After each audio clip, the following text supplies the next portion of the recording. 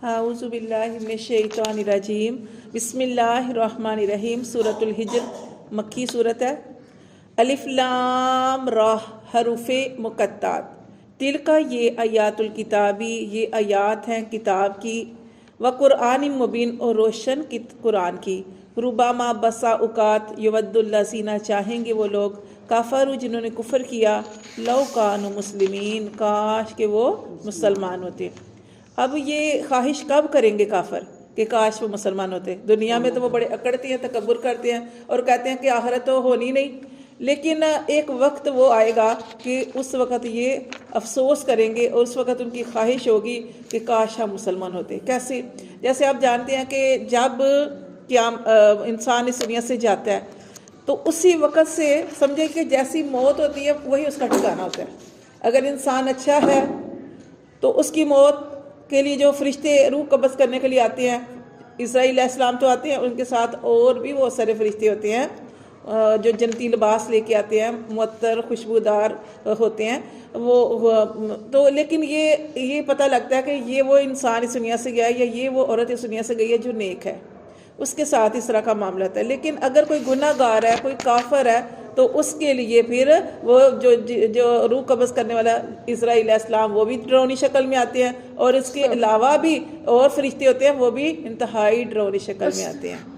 تو وہاں سے ہی یہ اس وقت وہ بول نہیں سکتا، کوئی مسلمان ہے وہ بھی نہیں بول سکتا، ٹھیک ہے۔ یہ ایک علیحدہ بات ہے کہ اللہ تعالیٰ بعض دفعہ انسان نہیں بول سکتا، لیکن اللہ تعالیٰ جو دنیا میں نماز پڑھتا رہا، اچھے کام کرتا رہا، اللہ تعالیٰ اس کو کلمہ پڑھا دیتے ہیں۔ یہ بھی آپ نے دیکھا ہوگا کہ اینڈ میں انسان کلمہ پڑھتے جاتا ہے، تو وہ تبھی ہوتا ہے کہ جب انسان نے اپنی زندگی میں ان چیزوں کا اہتمام کیا ہوگا۔ اب یہ کافر لوگ ہیں، یہ اس وقت حسرت کریں گے کہ اب اس وقت ان کی زبان بند ہو جائے گی، بول سکیں گے نہیں۔ اس وقت ان کو پتہ چلے گا کہ جب فرشتے ان کے روح قبض کرنے کے لیے آئیں گے کہ ہم نے تو خسارے کا سودا کیا، ہم نے تو اس آخرت کو ماننا ہی نہیں۔ اس وقت یہ حسرت کہیں گے کاش کہ وہ مسلمان ہوتے، لیکن اس وقت واپسی نہیں ہے۔ اور بھی بہت ساری جگہ ہیں، قبر میں بھی حسرت ہوگی، کیونکہ آپ دیکھیں مسلمان اس دنیا سے جاتا ہے تو کیا ہوتا ہے کہ وہاں پہ ابھی کہتے ہیں، حدیث میں آتا ہے کہ انسان ابھی مٹی ڈال کے لوگ ایک قدم ادھر جو ہے نا واپسی کے لیے لوٹتے ہیں، جو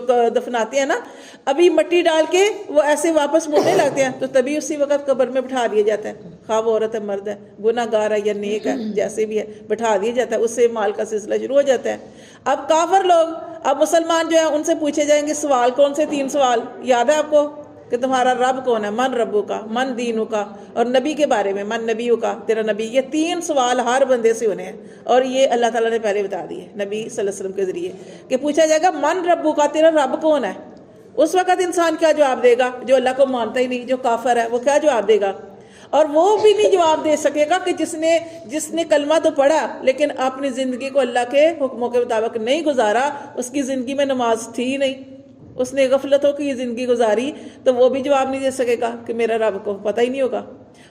اور من دینوں کا، تیرا دین کیا ہے، وہ بھی نہیں پتہ ہوگا، کافر کو تو بالکل نہیں پتہ ہوگا۔ تو مسلمان نے من دینوں کا کہ دین اسلام ہے، من نبیوں کا، تیرا نبی کون ہے، تو وہی بتائے گا جس نے نبی کے طریقوں پر عمل کیا ہوگا، قرآن پڑھنے والا ہوگا، نماز کا اور جو بھی سنتے ہیں اس پر عمل کرنے والا ہوگا، تو وہ بتائے گا من نبیوں کا کہ میرے نبی۔ پھر اس سوالوں کے بعد نبی پاک صلی اللہ علیہ وسلم کی زیارت بھی کرائی جائے گی۔ اچھا، اور یہ لیکن کافر جو ہیں نہ وہ جواب دے سکیں گے، اس وقت بھی وہ حسرت کریں گے۔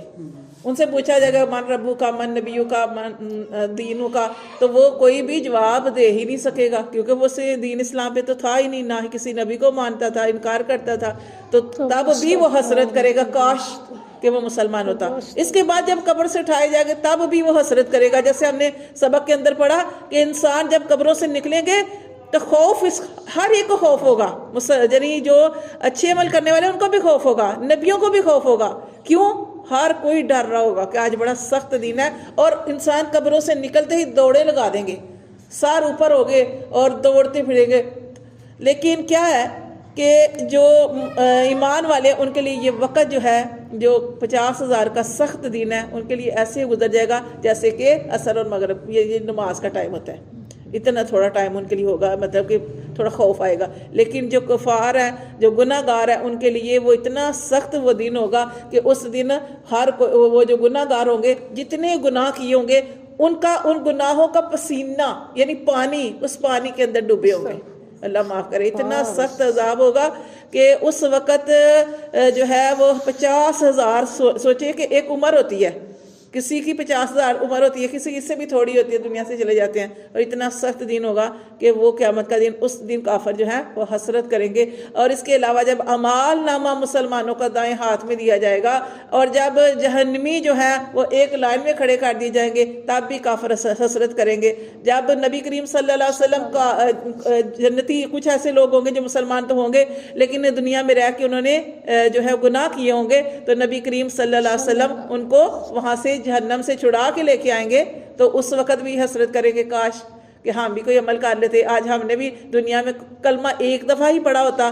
کیونکہ نبی کریم صلی اللہ علیہ وسلم نے ارشاد فرمایا جس نے دنیا میں ایک دفعہ بھی کلمہ پڑھا وہ ضرور جہنم سے نکال لیا جائے گا. تو آپ صلی اللہ علیہ وسلم ان کو چھڑا کے وہ لے کے آئیں گے، وہ جنت میں جائیں گے. تب بھی یہ حسرت کریں گے. پل صراط پر جب اعمال نامے تل رہے ہوں گے، عمل تو ہو سکتا ہے انہوں نے بھی کیے ہوں، کافر کئی آپ نے دیکھا ہوگا، کئی کافر ہوتے ہیں وہ بھی عمل کرتے ہیں، لیکن ان کے عمل دنیا میں، اللہ ان کے عملوں کا بدلہ انہیں دنیا میں دے دے گا. اس وقت بھی حسرت کرتے ہیں کہ جب دیکھیں گے کہ جب ایک ایسا جنتی جس کے سارے نامہ اعمال گناہوں سے بھرے ہیں لیکن اس کے پاس ایک نیکی ہے، بس کیا ہے وہ اس کے پاس وہ ایک کلمہ ہے جس نے پڑھا اور مسلمان ہو گیا، لا الہ الا اللہ محمد رسول اللہ، اس کے پاس یہ نیکی ہے.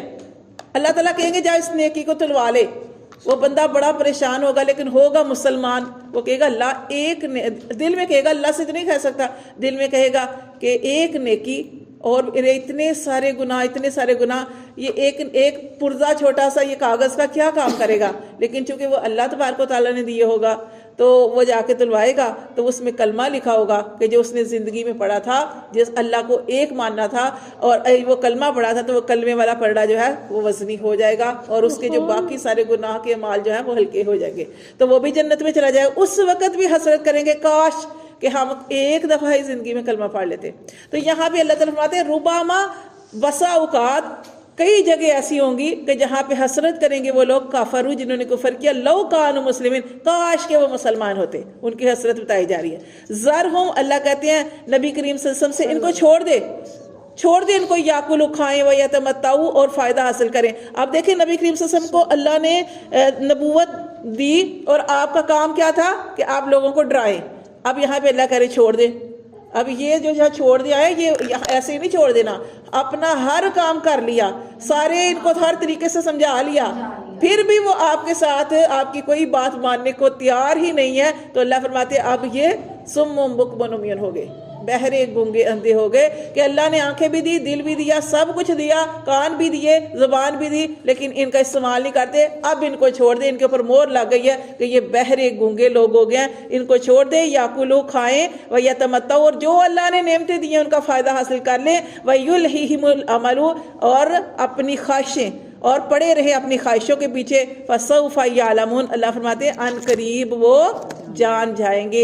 کون سا وقت ہے وہ؟ ان قریب قیامت کا دن. اللہ فرماتے ہیں وما اہلکنا اور نہیں ہم نے ہلاک کیا من قریت ان کسی بھی بستی کو الا مگر ولہا ان کے لیے کتاب معلوم ایک کے اللہ فرماتے ہیں ہم نے ایک مقرر وقت جو ہے وہ لکھ لیا ہے. اللہ فرماتے ہیں کہ ہم نے نہیں ہلاک کیا کسی بھی بستی کو لیکن ہم نے اس کا ایک معلوم وقت جو تھا لکھ رکھا تھا کہ یہاں تک ان کی مہلت ہے. اب وہ دیکھو کیسے عمل کرتے ہیں. اگر وہ اچھے عمل نہیں کرتے پھر اللہ تبارک و تعالیٰ وہ جو مہلت ہوتی ہے وہ ختم کر دیتے ہیں اور عذاب آ جاتے ہیں.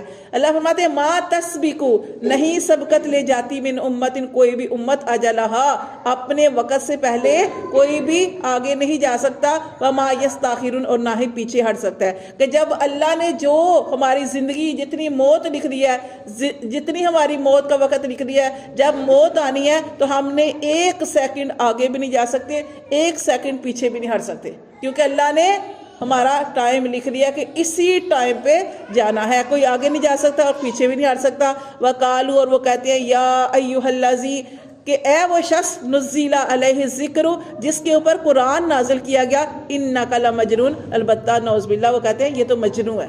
آپ وسلم کو کیا کہتے تھے؟ یہ تو مجنون ہے، دیوانہ ہے، اللہ معاف کرے، غلط قسم کے الفاظ کہتے تھے کہ یہ اپنے پاس سے قرآن کو گھڑ کے لے آیا ہے.